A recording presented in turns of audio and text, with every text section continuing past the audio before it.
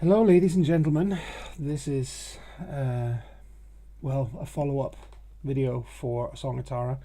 If you've watched episode 58, or for that matter, a couple of the episodes before that, you will also know that by now the episodes won't be coming anymore because the campaign is over.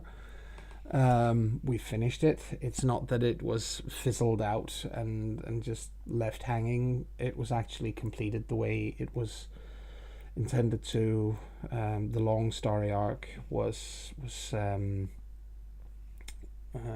tied up and finished, but obviously while I tied that one up, there are always a lot of loose ends. A campaign like this, which is not pre-written, which is not set down in written form beforehand, obviously does not carry with it a whole lot of reminders to please remember to tie up this particular storyline or this particular arc.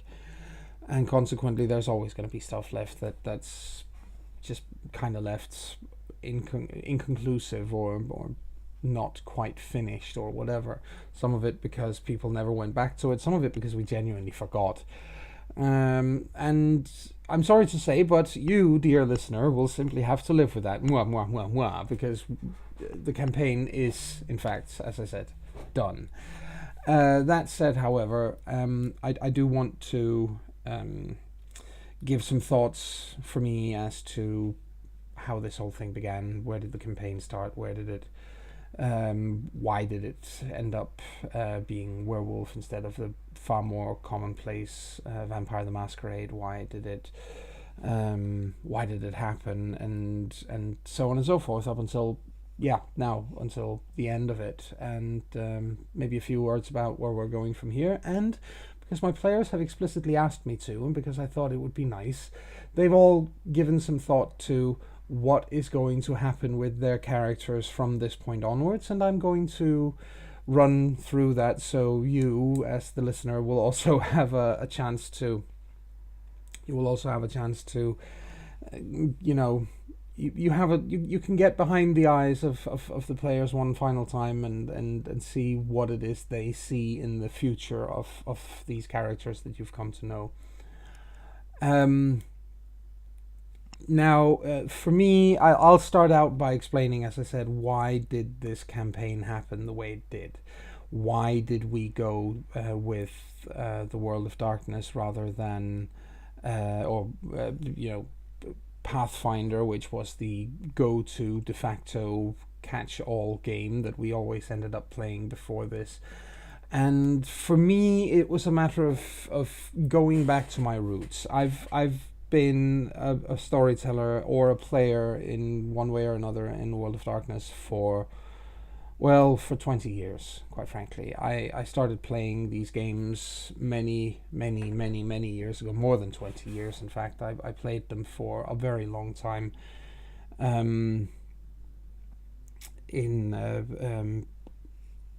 During the 90s, as a teenager, this was the game I always ended up returning to because I loved the setting, I loved the dark grittiness of it. I liked, like most teenagers, I liked the angst because, teenagers, you think you know everything at that age, and then you grow a little bit older and you realize, good grief, I knew nothing.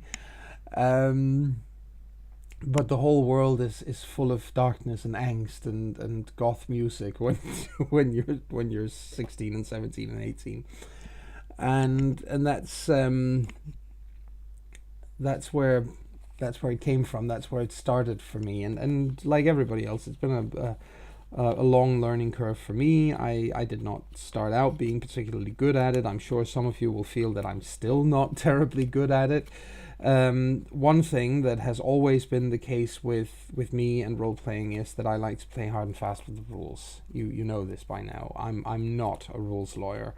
Despite having played this game for this long, there are still things I routinely forget. Rules-wise, there are still places where I simply say this makes no sense. In my version of the World of Darkness, I'm going to invoke the golden rule and just change this up a little bit because no. Some people like to be a lot more strict and follow the lore literally to the letter, and some people like it even more freeform than I do. I don't know which group you belong in, obviously, listening to this, but this is the way I've always preferred to do things, and yeah, it's my game, so neener, neener, neener. But anyway, the whole thing started about 2.5 years ago, maybe a little more, maybe it's actually probably getting close to, yeah, no, I'd say it's probably about 2.5 years ago now. Where we were sitting around in this jolly group of ne'er-do-wells. This was before anybody really had any concrete ideas for CharismaToAC as a YouTube channel. We were just friends playing role-playing games, and somebody said, what's the next thing you guys want to play? What would you like to do? And at the time I was running a Pathfinder campaign, which ended up getting aborted for a whole long, complicated list of reasons. One of the things is because Pathfinder is a system which lends itself very heavily to people who are very good at rules.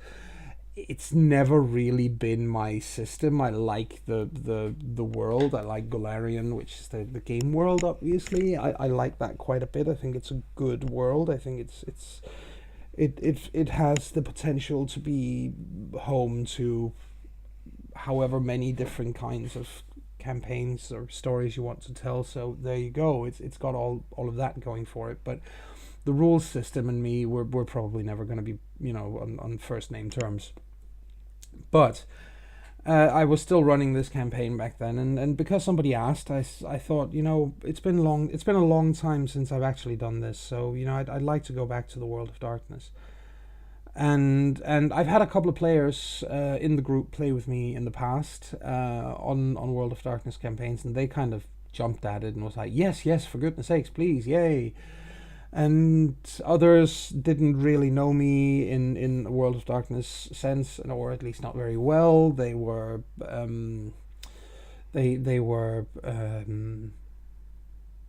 fine with the idea, I suppose you would say, but maybe not as enthusiastic as the ones who had played with me in World of Darkness before. And then, of course, I dropped the bombshell on people and said, yeah, but the point is, if I go back there, I do not want to go back to Vampire the Masquerade, because it's always Vampire the Bloody Masquerade. Every damn time. Everybody who goes World of Darkness, well, obviously not everybody, but I would venture to say that 8 or 9 out of 10 times people end up playing Vampire the Masquerade, and I'm just over it. I've played that game so many times, in so many iterations, with so many different people and with so many different storytellers when I've been a player myself, that no, I'm tired of it. I don't actually enjoy that game nearly as much as I do most of the other World of Darkness games. It can be fun, but yeah, it can be.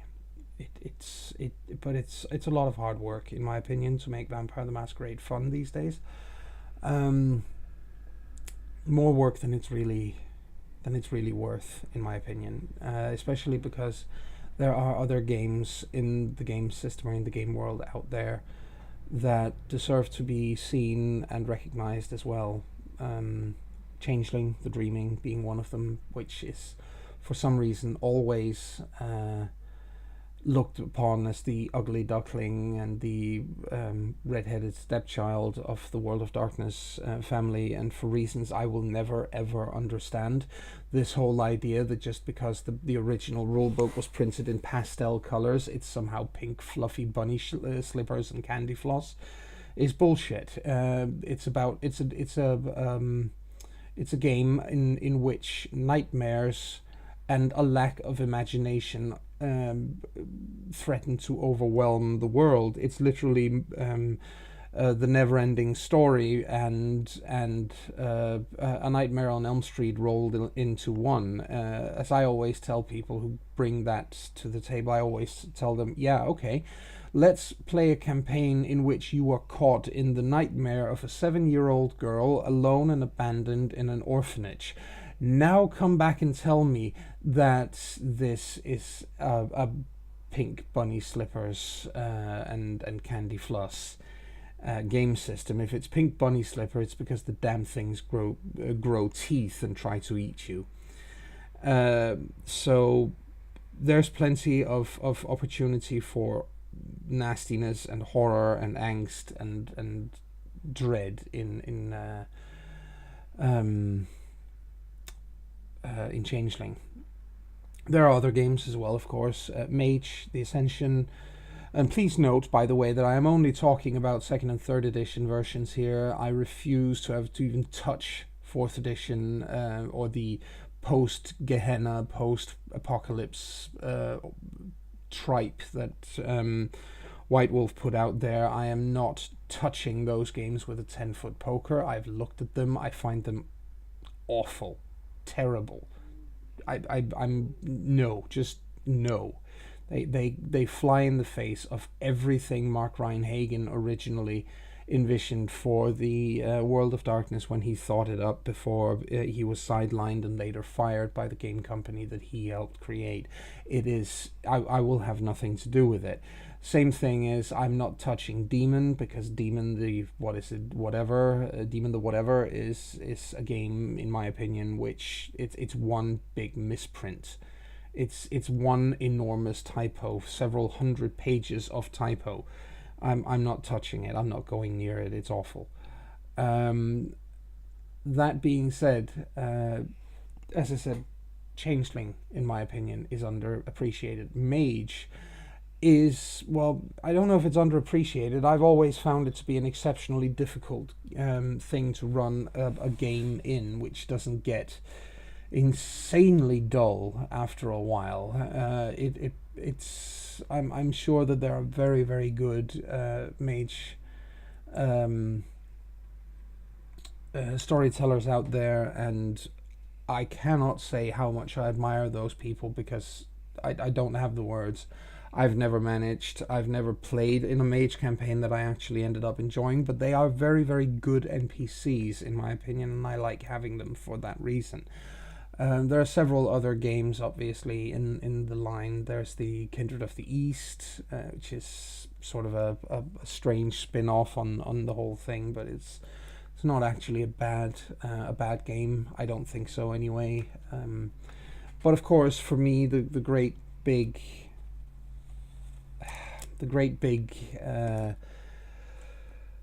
bull in the china shop has always been Werewolf, the Apocalypse, which has always been the game that so many people look at and say, oh, but this is just hack and slash. And it's not. There is no game in the World of Darkness that has the potential for spirituality and for close-knit groups and well, for lack of a better word, pack mechanics as Werewolf does. And that's why for me it will always be a favorite, if not the favorite. I think it is, in fact, the favorite. It is the World of Darkness game that I enjoy the most. There is a constant inner struggle to cope with the rage and the death of the world all around you, while at the same time being this incredibly powerful combat machine. Yes, certainly, but you're also an incredibly powerful combat machine with a handful of allies in a world which is literally lining up the kill shot at you from every single angle at the same time. You're so badly overmatched, it's not even a joke. And there has to be that realization, I think, in both players and storytellers, that yeah, sure, you can play it as a hack and slash campaign, but you miss out when you do that. You miss out on something important. You miss out on complicated social mechanics as a part of your role-playing game. And I think, well, if that's what you want to do, then by all means, but to me at least, it feels like a waste. It feels like you're missing out. And as I told people that this was the campaign I wanted to run, or this was the game I wanted to go back to, I got the feeling that some people were, okay, back up slowly. You know, she's got a werewolf, she's got a loaded werewolf rule book, and she's not afraid to use it. And others were like more like, meh, if it's not vampire, then we're not really interested. And that was the feeling I was left with, and I thought, you know, okay, I tried creating I tried creating a few pages, well, I'll get back to that. I tried to create some fluff material that people could read and look into, and maybe, you know, get themselves into get themselves interested in the setting and everything. But I didn't really see the great big outpouring of yay, let's do this that I had been hoping for, so I kind of forgot about it again, because I did know when I made the suggestion that, well, it's Werewolf, and it's rare to find people who want to play it. Turns out, of course, that I was completely wrong, and I had simply misread everyone, because what they had wanted was for me to get moving on it, and then they were looking forward to reacting to that. So quite a few players, after about another half year, maybe a little more than half a year, were like, what happened to that werewolf campaign you wanted to run? And I went, I didn't think anybody actually wanted me to. And that's when the miscommunication became obvious, that we'd simply read each other wrong. So I went back to it and got started on it, and, well, the result is a song, Tara, that has now got almost 200 videos by the end of its run. It's got almost 200 videos uploaded. It's got 58 individual episodes. It's got, oh my goodness, it's got so many hours of fun behind it. People growing within their characters and changing characters along the way, and so on. It's been quite a ride. And by the end of it, I think one of the biggest compliments I got was from Rasmus, who, after we stopped playing, Rasmus, of course, being the person who played Shiva originally and later played Mahdi. And he told me that he was not only going to miss the game and his character, but he had also developed a completely different understanding of it, because he had this feeling when we began that it's all going to be about rage and anger. And Rasmus is a person who doesn't deal with rage and anger terribly well, so he was probably one of the most wary of the players involved. That's also one of the reasons why he created Shiva the way she was, I believe. That she was basically completely, she rejected everything that had to do with being a werewolf, because the whole anger and rage thing was anathema to her. And yet in the end he tells me that he's going to miss the campaign greatly. That's a huge compliment for me. And in my opinion, it's the only reason why anyone should ever want to run a campaign in any system, is to get that kind of... If you can make your players feel that good about a game that they will miss it when it is gone, then you've done something right. Obviously, the game had its bumps along the road. We lost a player along the way for another huge, complicated load of reasons, and we ended up being not 6 but 5 players. But it worked. It worked just fine. And we are, well, I'll say it this way: we have all been talking since we finished the final moments of the recording, which is now at the time I'm recording this, it's been 2 days since we recorded the last episode, and we've been talking since then, and people have been expressing this almost melancholy sense of it will be very strange when we get to Sunday and there is no A Song of Taryn. And I think everybody enjoyed everybody enjoyed the journey, so to say. Everybody enjoyed the process of these characters growing from kids to heroes, young people and heroes. And we are I'll end it on that and say we are happy that we had the opportunity, all of us are happy that we had the opportunity to share this with the rest of you. It's been a great experience for us. We hope that you will continue to follow CharismaToAC even now where A Song of Tara has ended. We hope that you will continue to listen in and follow whatever stories and campaigns we upload in the future. The next one is going to be the next one that I run anyway is going to be set in an original world. It's a world I'm writing a series of books in. They are okay, shameless plug time, but they are being published by an American publishing house called Caliburn Press. It's a Wisconsin-based publishing house, and they are they've picked up the first 2 out of 4 books, and the story in question is set. It's a very, very distant prequel to the books, so hundreds of years in between them. But there you go.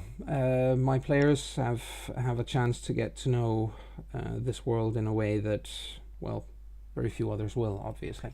It's going to be called The Long Voyage, and it's going to be set in this original world, and we're going to be using the GURPS system. So it's not going to be a storyteller or a Pathfinder game. We're going to be using GURPS because GURPS, as some of you might know, stands for Generic Universal Role-Playing System, and that's really the trick here, is that it is in fact generic. But we're going to have a session 0 of that, and I'm sure that you will be able to go and listen to that by the time you... well, if you listen to this right after it's uploaded, then, well, maybe not, because it's not up yet, but it should be up. It'll be up soon enough, so if you're a latecomer to this video, go over and have a listen, and I hope that you'll enjoy that as well. Anyway, on to the final bit here, the last piece of this. I promised my players, as I said, that I would give you all some kind of rounding off on each of the characters and what they would like to do. And some of them have basically sent me a text file saying this is what my character wants to do, and I'll just relay that. Others have asked some questions that they wanted answered, and I'll try to answer them, and I'll just add my own comments as we go along. But we'll start off with Taliesin here.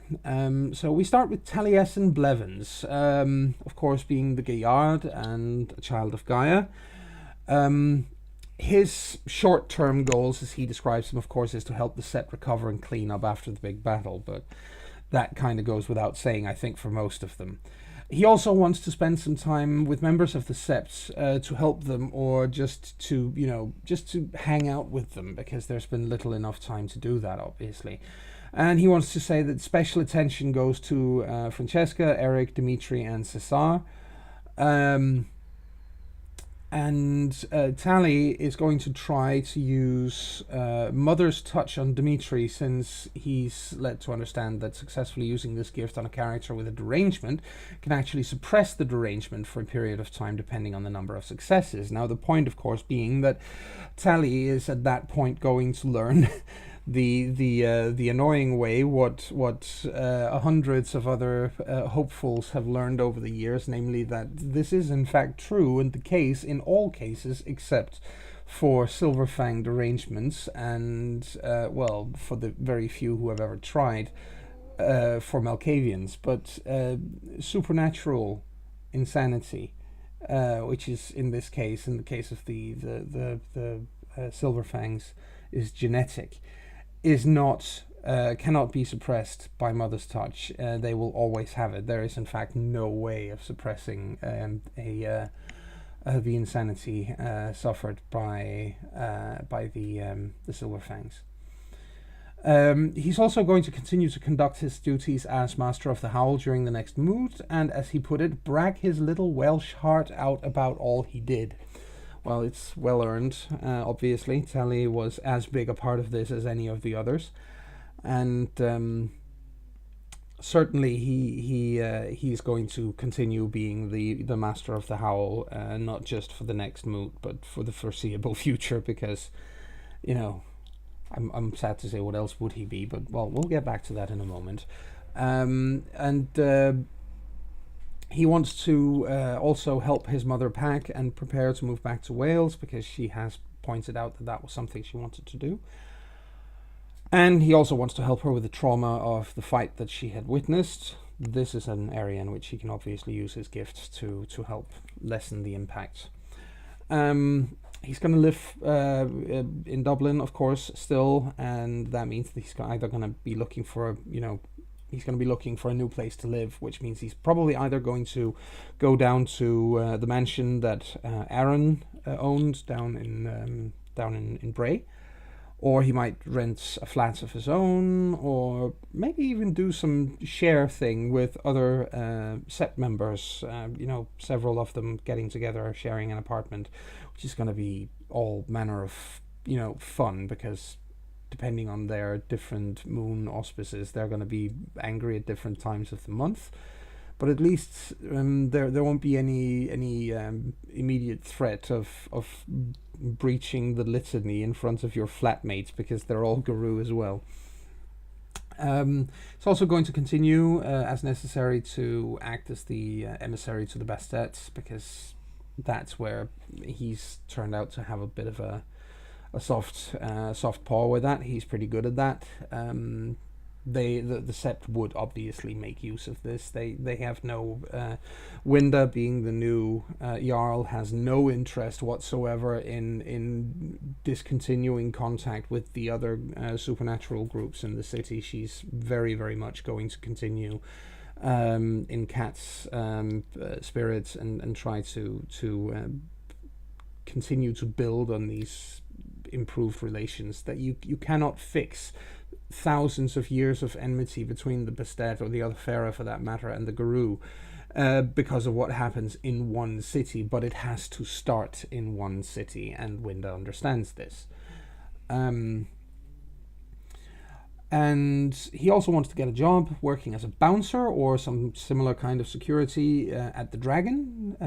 Obviously still this big LGBT nightclub in the middle of Dublin. He's going to help Fenna run that. Fenna, of course, being Taryn's girlfriend. But yes, they're going to be... he's going to be working security there, because why not? He's, strong kind of guy, and he's LGBT friendly, so why not?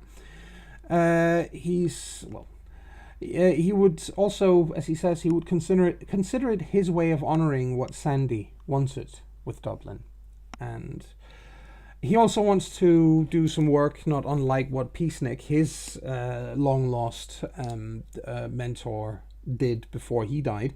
So he wants to do something similar, where he reaches out to the disenfranchised and vulnerable young people who either can't or don't want to be helped in a more official kind of way. He will be an ear or a shoulder to lean on, and he will be a voice for them if they need to. He'll be someone who can offer advice, point them in the right direction, that sort of thing, just like Nick used to do, basically. And obviously in the world of darkness, there's always going to be a significant need for something like that.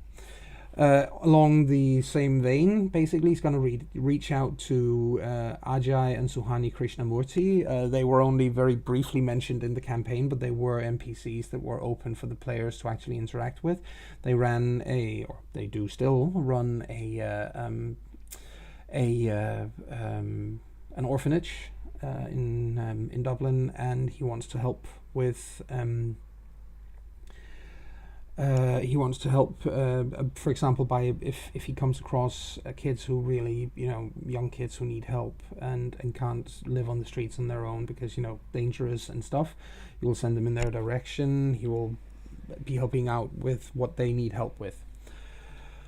Next, he's going to be working on establishing some kind of new neutral ground for the supernaturals of Dublin to meet in.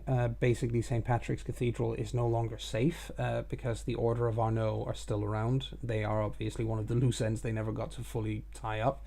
They are still in Dublin. They are still a force to be reckoned with. They're still nasty and still want to kill anything supernatural. And since they're kicking around in the cathedral, and since they don't respect the sanctity of the place, well, they do obviously, but they do it in a rather violent kind of way. But to them, that doesn't conflict. But since they don't respect neutral ground, there will be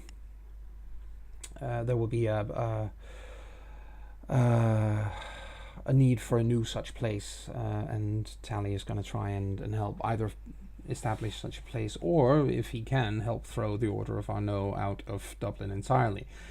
Over time, he's also going to probably try to move up from Master of the Howl to the position of Tail Singer in the Sept. I don't think he's going to have much difficulty with that. In the future, he is one of the fated. His exploits means that it would be very hard for anyone who would want to deny him that honor, and as it is, nobody would want to. It's he is a hero, so of course if he wants to be the Tail Singer, and he's proven himself to be extraordinarily good at telling stories, so yes, certainly that would be a thing for him. He's also going to send postcards, actual postcards, not emails, but postcards to friends and family that he doesn't see regularly. He's going to be sending, ones to Myfanwy over in Wales when he moves back. He's going to basically continue to pester her about, oh, I miss you, and I miss your pot brownies. And he might even send an anonymous postcard to Sandy in the Netherlands once in a while, just to let her know that, he's thinking about her and that he's missing her, and that her presence in Dublin is actually missed. More than that, he's going to continue to train, obviously, grow in ability, maybe even help out teaching new youngsters, but as he says, he doesn't think he's going to be the greatest teacher, though, despite his patience for upstarts, but he's probably going to be better than he thinks, I think, because he does have he is personable, and he is patient, and that's often a big part of what it takes.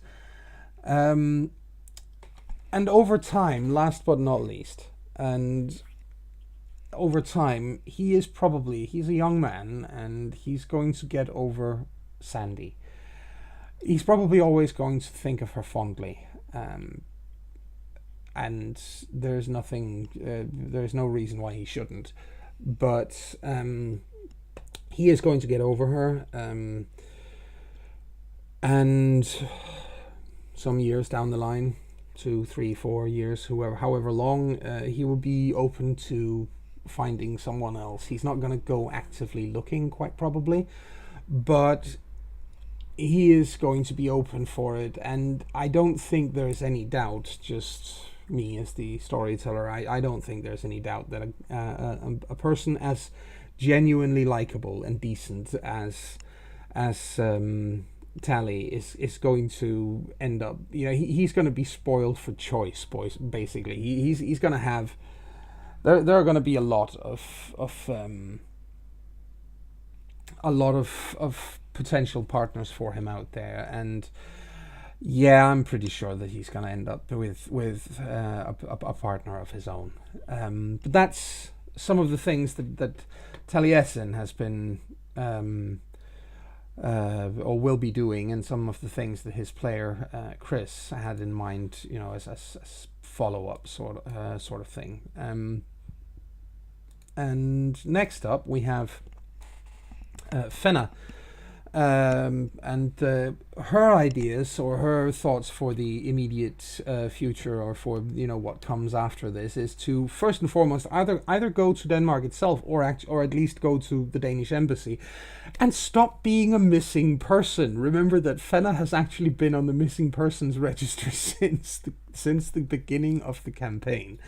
And she doesn't want to do that anymore at this point. She doesn't need to anymore, so she wants to re-enter society as Fenna Mortensen.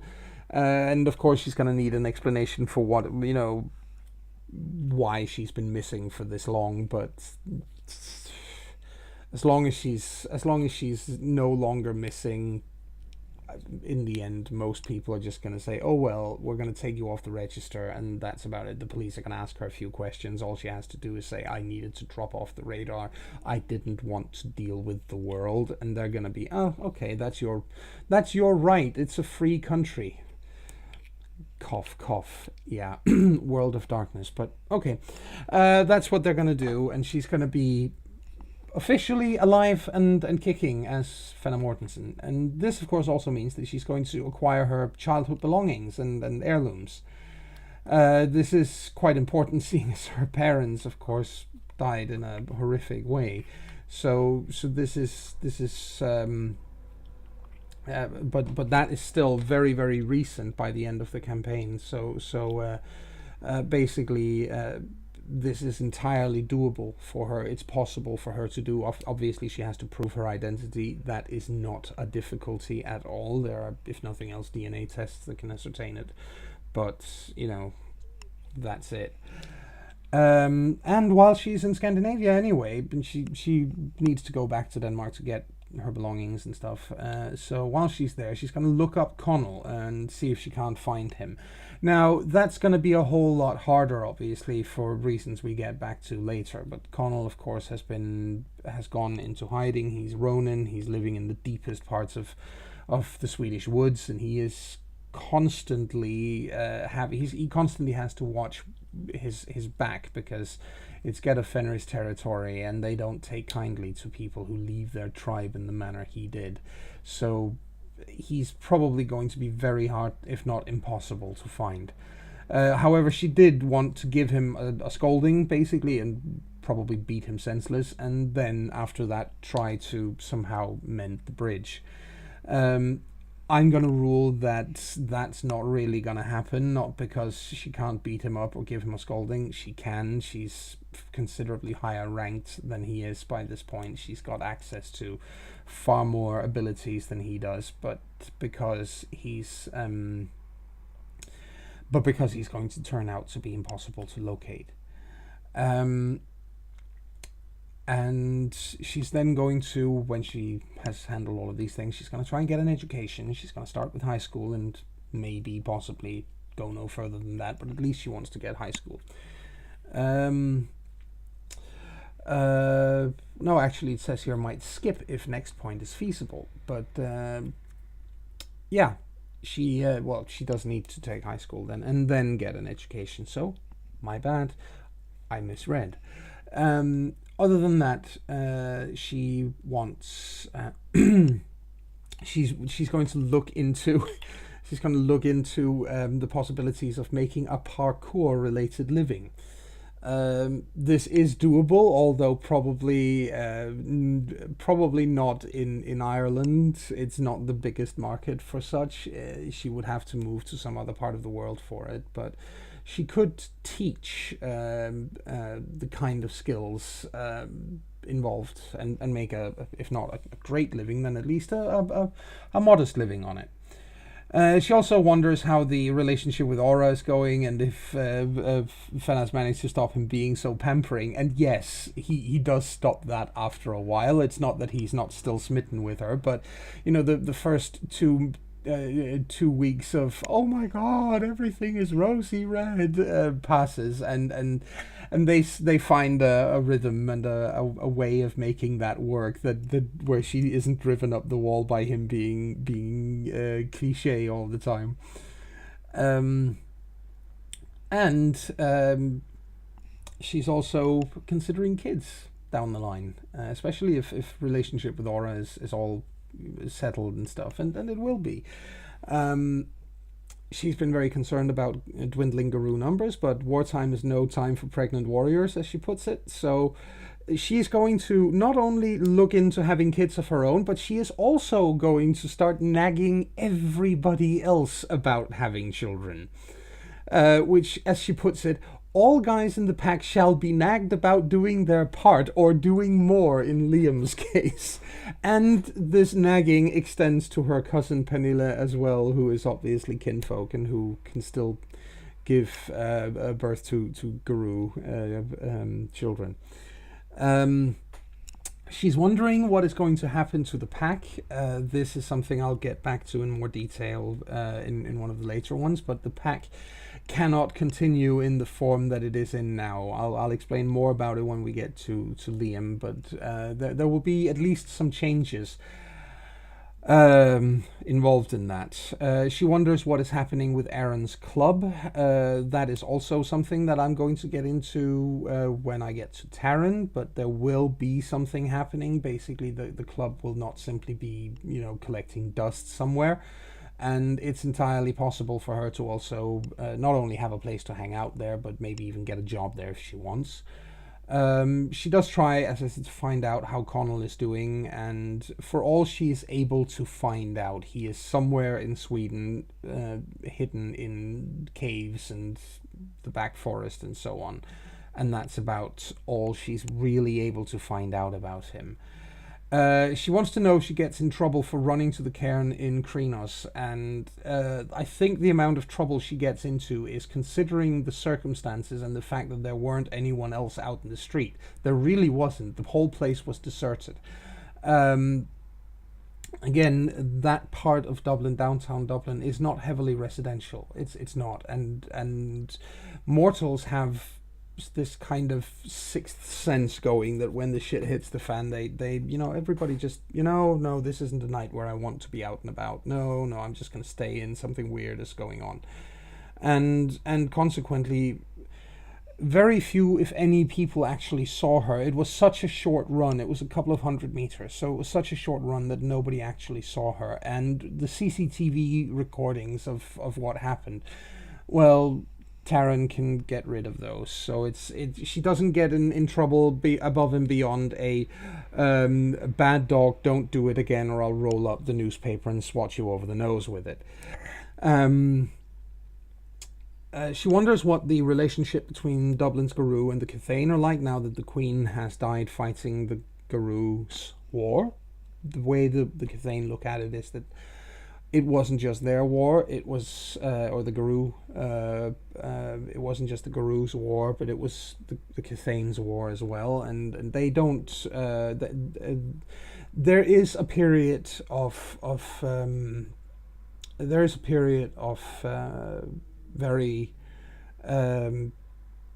very high turmoil and tension within the Cathain court, because she'd been ruling for a very long time, very, very long time, and needed she needed to well, when she died, obviously the succession needed to be sorted out and handled, and in the end one of her children does ascend to the throne, another she, not someone that the characters had known, but there will be a new she on the throne, in this case one of her sons, somebody that they hadn't, as I said, met, but he will ascend and be the new RE of the she. Obviously, that means there are two REs, but that's the way it happens, and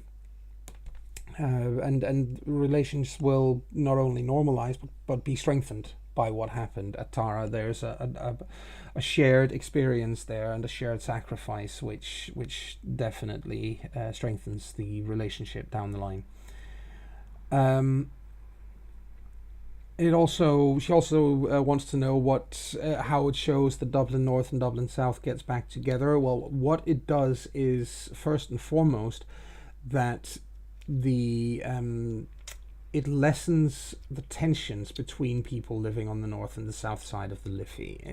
There's always going to be a friendly rivalry, but there isn't going to be knives drawn and cautious pulled out of pockets to bash someone's skull in when as soon as an argument starts anymore. There's also going to be an improvement in Dublin North in living standards, maybe a slight decrease in the south, but it's more a matter of evening things out, as opposed to continuing to be worse and worse in the north and better in the south. And last but not least, she is wondering what is happening with Kat's house and her belongings. She wonders if there will be a suitably awesome funeral, and she suggests a boat pyre and a big wake, a party. In Danish we call it grauøl, literally meaning grave beer. We a Viking style funeral, and yes, that is in fact what happens. Kat is brought into the Umbra, and she is brought to the tribal homelands. It is a little used part of the Deep Umbra, but there is a place called the tribal homelands, where each tribe has a large part of the Umbra, huge part of the Umbra that is basically representative of who they are and their backgrounds. Her body is brought there, and she is laid to rest on a lake in the tribal homelands of the Geta Fenris, on a ship, small ship, which is burnt Viking style, and she is sent to the hereafter in that manner. It is and incidentally, that funeral is attended by quite a lot of people, including quite a lot of spirits. It's a very somber affair, obviously, but it's also it's not so much a sad occasion as it's a celebration of someone who accomplished something, and a celebration of her life. So yeah, that takes care of Fenna. Let's move on to Mari. Mari only has a few points here, and he starts out by one he calls charismatic envoy. He's been interested in and involved in establishing and maintaining the relationship with the other supernatural forces in Dublin. He wants to continue to do that. He is especially keen on increasing contact with the unquiet dead, since several Silent Strider gifts make him ideal for the job, and that over the years will obviously be what he then does. He becomes the point of contact between the two groups, whereas Nala is increasingly becomes the ghostly equivalent from the other side. Basically, she's the one who takes or makes contact with the Guru when something needs to happen. And as might be expected with the Unquiet Dead, because they are a very mercurial bunch, those kinds of relations are not always going to be easy or even particularly peaceful, but it's never open warfare. It's always going to be a matter of keeping things, if nothing else, keeping them cordial and polite, and occasionally helping each other out, which is probably the best anybody is ever going to get out of that kind of relationship. Next one he calls puppy love. Madi has always been interested in the human notion of love and relationships, and will have pursued this goal in some way or another. He is perfectly aware that he will that he cannot go out there and find an actual human mate and settle down with them, since he changes into breed form when he sleeps, and that would be a daily litany violation. But kinfolk would be an option, and he really does want to learn what this whole love thing is about. Madi is such an utterly adorable character. I don't think there's any doubt in anybody's mind that once he gets over the initial months of, ooh, why do we do this way? This is very strange. He is actually going to be a remarkable boyfriend to someone. he is probably going to get, well, he is going to get pestered by Fenna about the whole puppy thing as well, and having, you know, offspring, but he himself is probably going to be more fascinated with the concept of love more than the gender of the person that he's with. So it could go either way. Furthermore, he's got some responsibility. Obviously, he has decided to make Dublin his permanent home, and he's been very interested in the doings of the cairn. And while Francesca is mistress of the rite, he will have wanted to get more integrated in the internal structure of the cairn and the sept, and accepting more responsibility. And there's no question that he would be. He would be given additional responsibility over time. He and Francesca would be, she might have the title, but I have no doubt that in terms of rights, he's going to pretty much be doing, you know,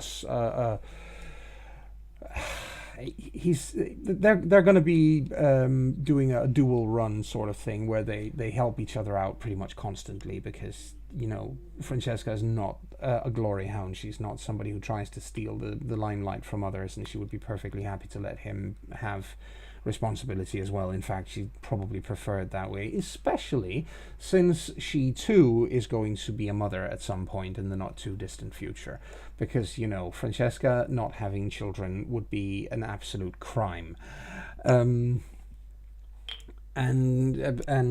Finally, we have what he calls anthropology online.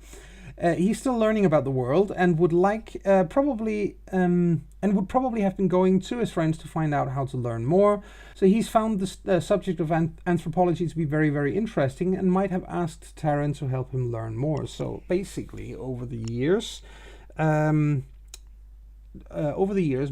is going to become an expert on anthropology without ever probably having an actual degree to show for it. But he, you know, being lupus, that's not really much of an issue.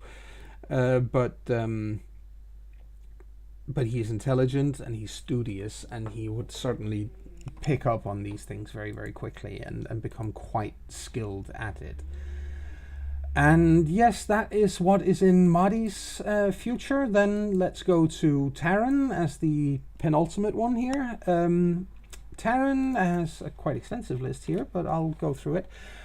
First and foremost, she wants to make sure that her mother is okay, and if she remembers her dad now that all the weird events have played out. And she does. She will find out that, in fact, her mother does remember her father, and there will be a proper memorial for him.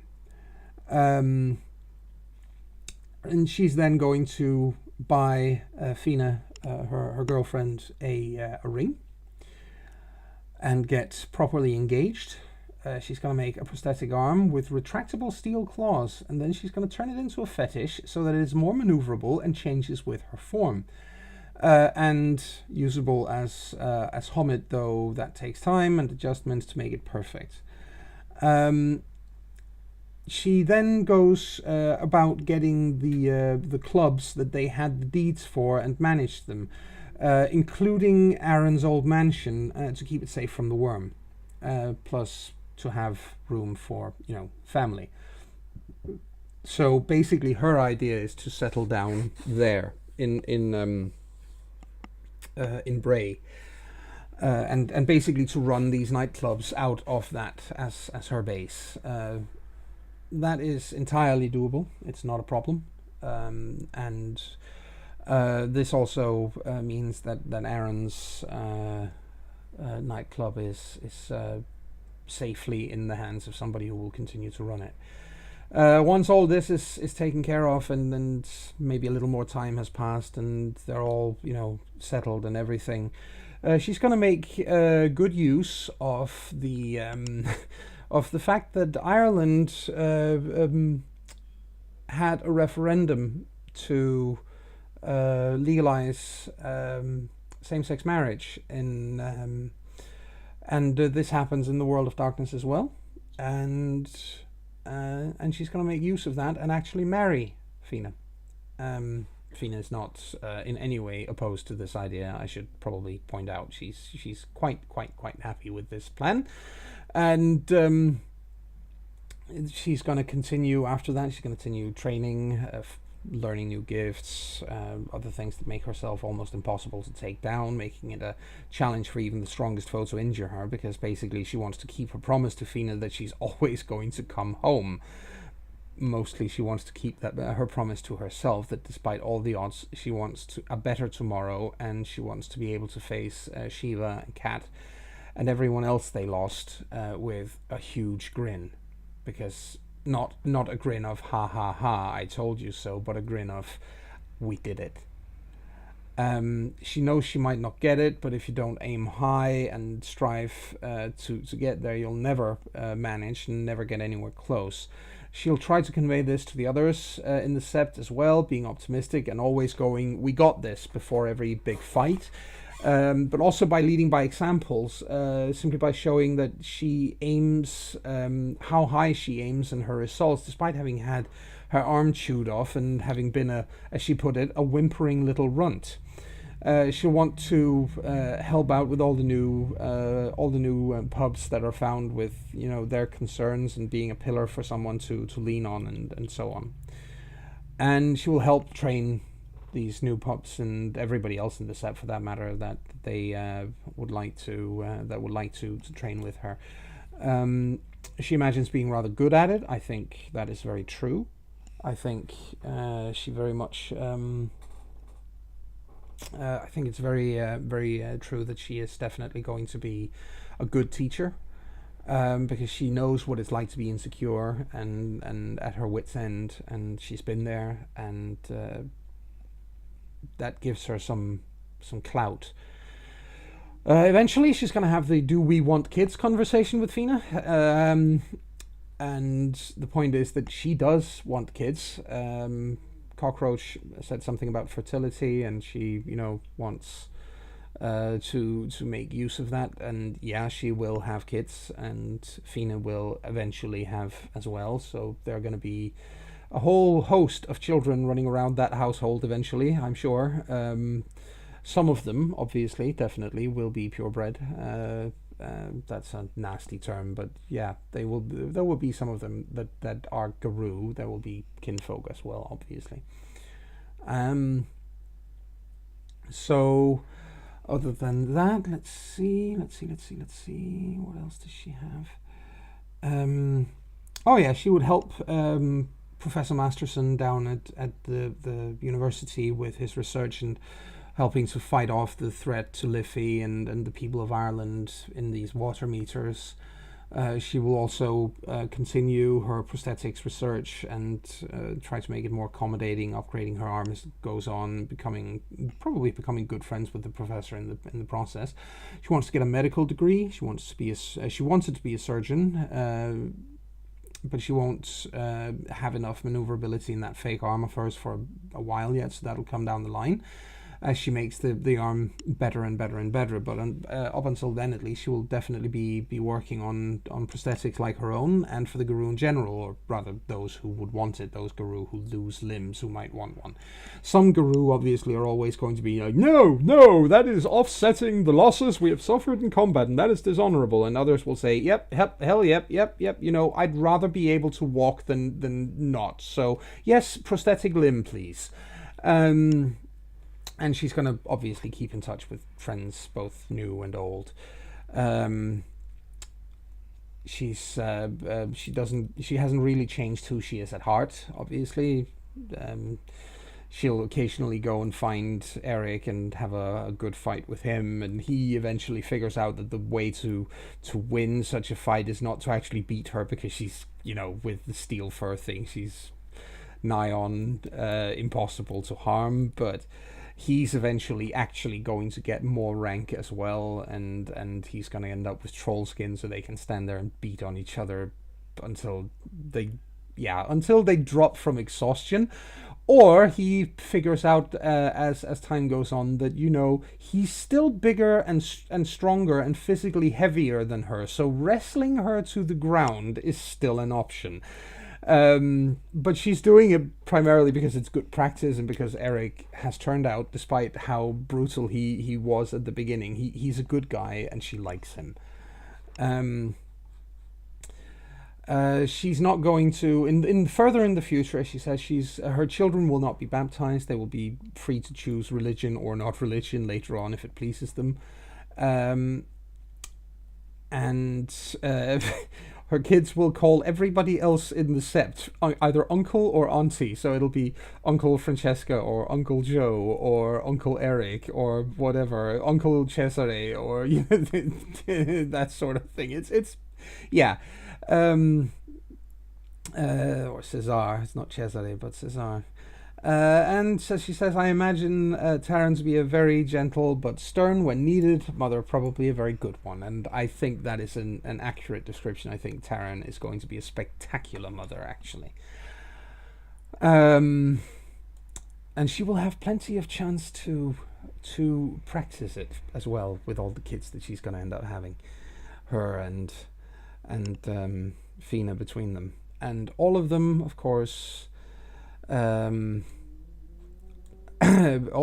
of these kids, of course, will be, as it is kind of implied, they will all get to know people at the sept and become part of that. So she's gonna be a den mother more than anything else, and that's Taryn's hereafter. And finally, not least in any way, we have Liam, who of course ended up with a job that he did not really aim for when he started with this character, and he is going to take a page out of Kat's playbook as well, and he is going to start breaking down traditions in relations to traditions in within the Fenna. This is going to be very, very hard going. They are the most arch conservative tribe out there in many, many, many different areas.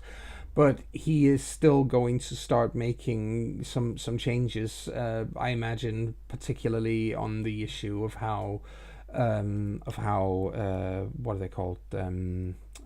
Mates are treated, just for a start, but other things as well.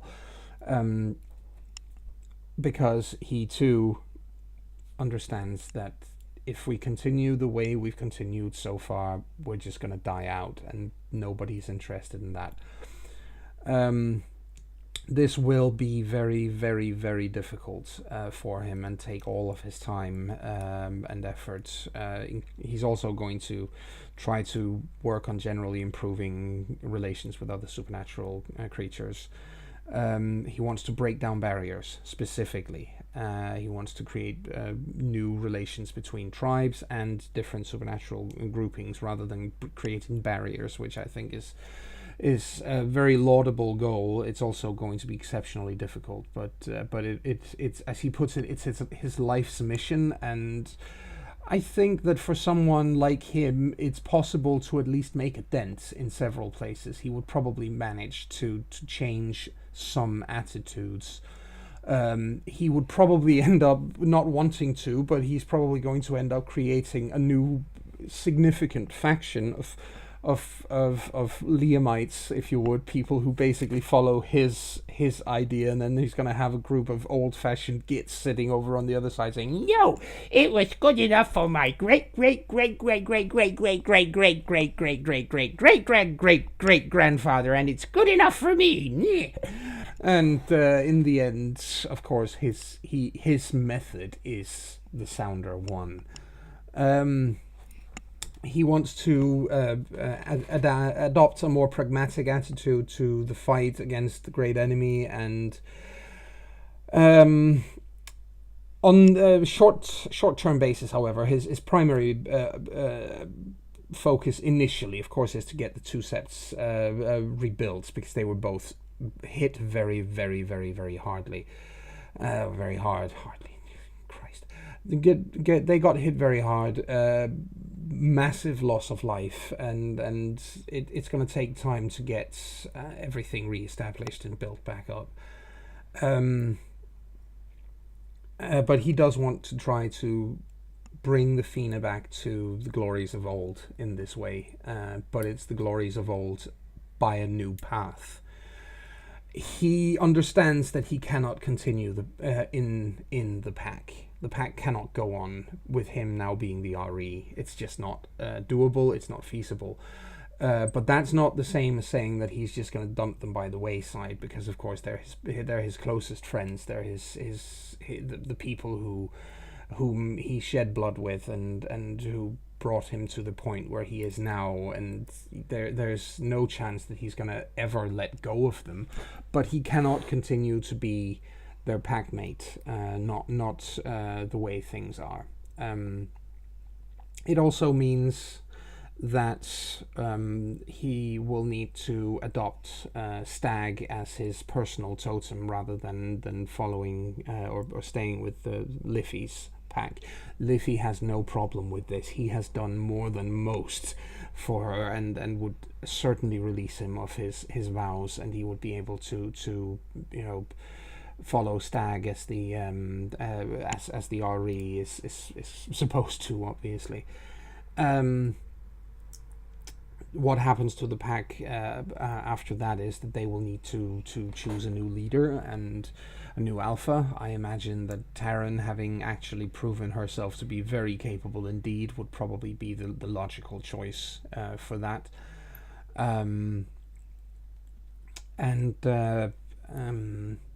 Yeah, that would be what happens on that.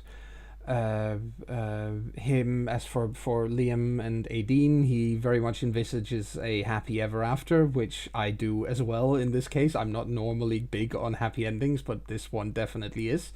Aideen is she is the woman behind the throne, basically telling him when he's being an arse. And it's Liam, so he's going to be an arse at least occasionally. That I don't think anybody could be in doubt about that. And he's, he will occasionally have this whole, I don't want to do this anymore. Oh, they can go to hell, all of them. I'm just going to give up. And then Aideen is going to be the one to step in and tell him exactly what kind of a feckin' idiot he is, and then she's going to, kick his arse back in gear. And of course, needless to say, there is the child, which has now it's been determined to be a boy, and his name is going to be Dean, because as we realized, it's going to be baby Dean. It has to be. But I'm sure there will be other children in the future as well. I have no doubt of that. Aideen, at least, does not want to settle for one kid. And yes, there will be at least one, possibly two, Guru children in the mix, depending on how many they get, obviously.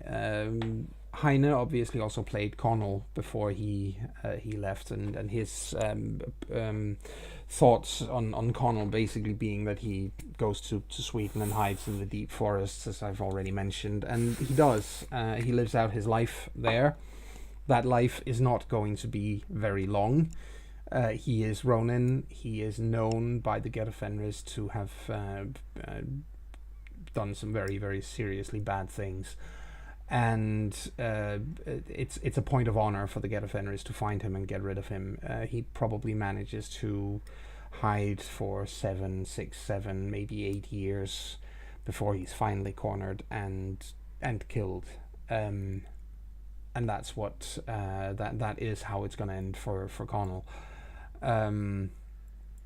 He might be hunting the occasional vampire before then, but his fellow Get of Fenris have a vested interest in not letting him live. He's a stain on the tribe's honor. He almost cost them an ancient sept in Dublin, or cairn in Dublin.